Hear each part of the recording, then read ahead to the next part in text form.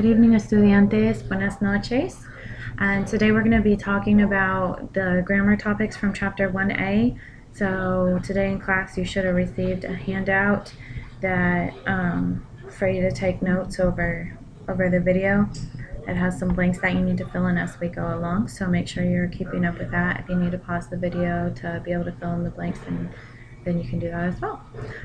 Tonight we're going to start out talking about infinitives, and I apologize for any background noise. My kids are in here running around while I'm trying to make this video, and this is actually the fourth attempt that I've made to record this video, and so please excuse any background noise. I'm just going to try and barrel on through.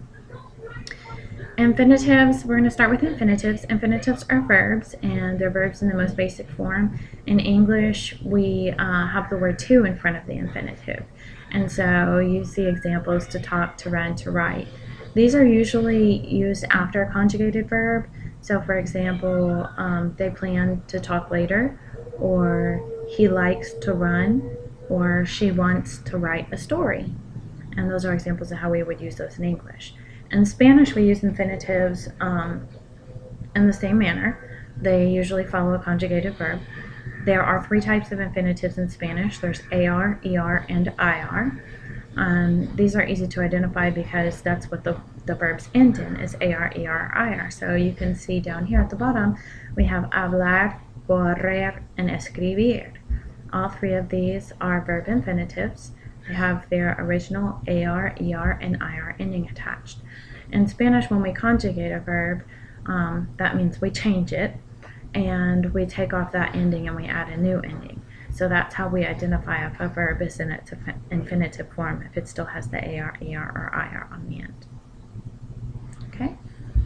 One of the reasons that we have to learn about infinitives this chapter is because we're also learning about gusta phrases. Gusta means like. In all actuality, when we say the phrase me gusta, in English we translate it to I like. However, this phrase actually would sound more like something is pleasing to me. When we use me gusta, we follow it with an infinitive. Gusta can be used to talk about liking objects. However, it takes a change when we get to plural objects, and so we're not quite ready for that yet. So you need to stick right now with using it with verbs to talk about things that we like to do. Right here we have an example: me gusta bailar, I like to dance.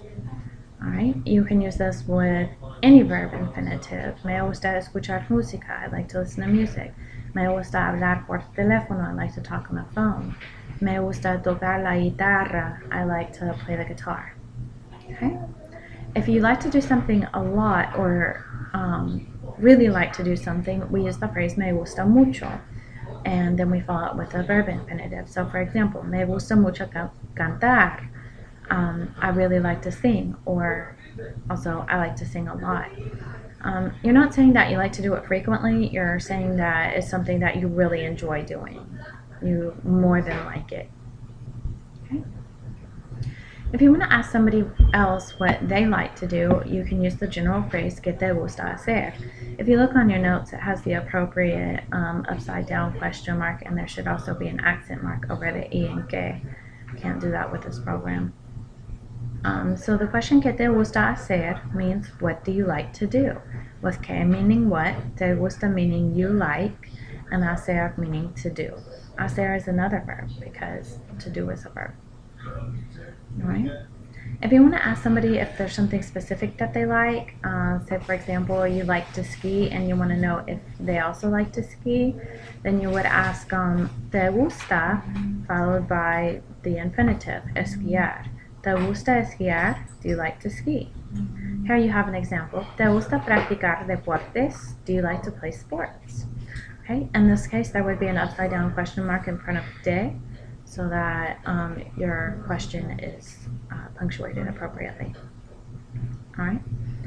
When you want to ask somebody what they like more, or which they prefer, we use the phrase ¿qué te gusta más? ¿Qué te gusta más means what do you like more?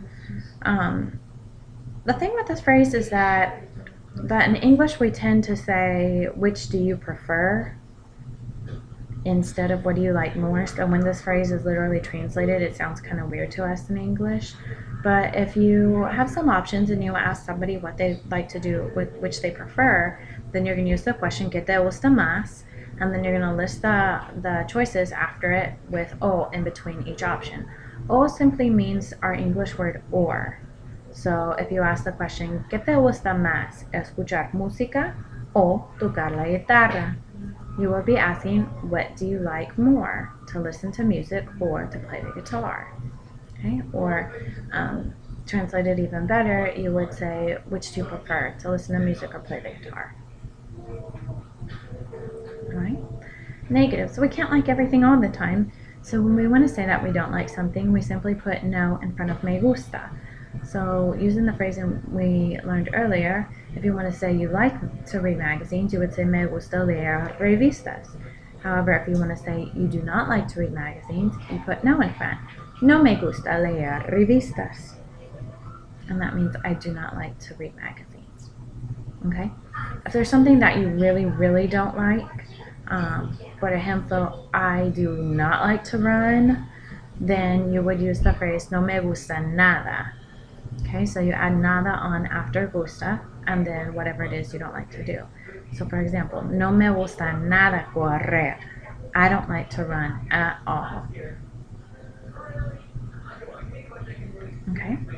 You do have to be careful when somebody asks you a question and you're answering negatively in Spanish, because in Spanish we have to use no twice whenever you're answering a question negatively. It's not just with me gusta, it's with all questions. So if somebody asks you a question and you want to answer it negatively, again, use no twice. The first no answers the question and the second no says not. So for example, ¿te gusta hablar por teléfono? No, no me gusta. And this translated into English would be, do you like to talk on the phone? No, I do not like to talk on the phone. Or no, I do not. Alright? If there's a list of things that you don't like to do, then you're going to place ni before each item.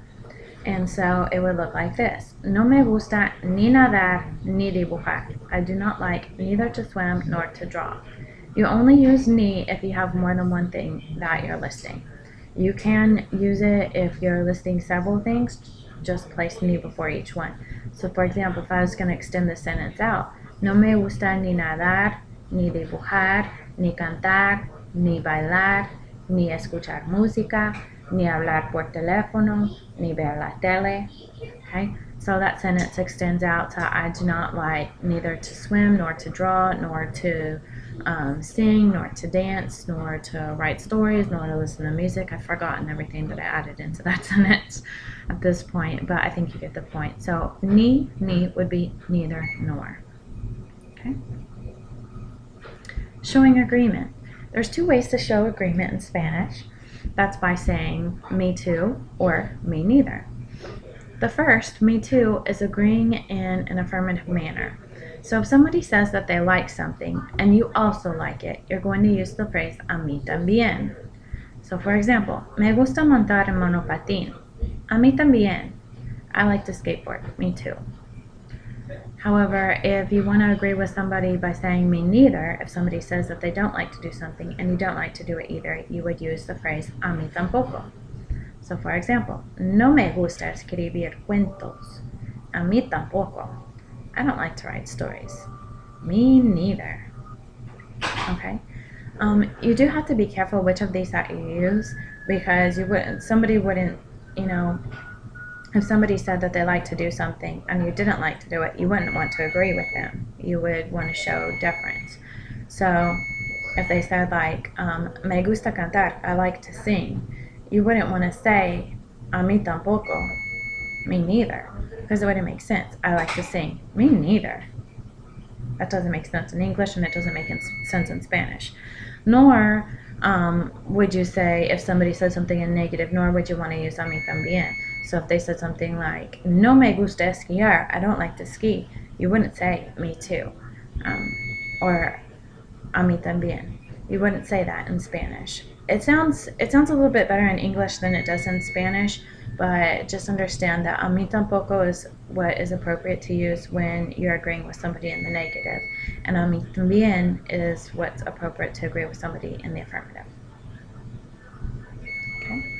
Last page. Me gusta el español. A mí también. We show here using gusta with an object, which I prefer you don't do at this point. I would like you to copy down this page on a note card, draw the heart, draw the phrases me gusta el español and a mí también. This is to benefit those of you who have actually taken the time to watch the video. If you draw this out on an index card and turn it into me, you will receive stickers to use as bonus points. Please don't share this with people who have not watched the video, as this is a bonus to you for doing what you're supposed to do. Thank you guys for watching the video this evening and taking notes. I will be checking your notes later on, so to make sure that you get credit, and buenas noches.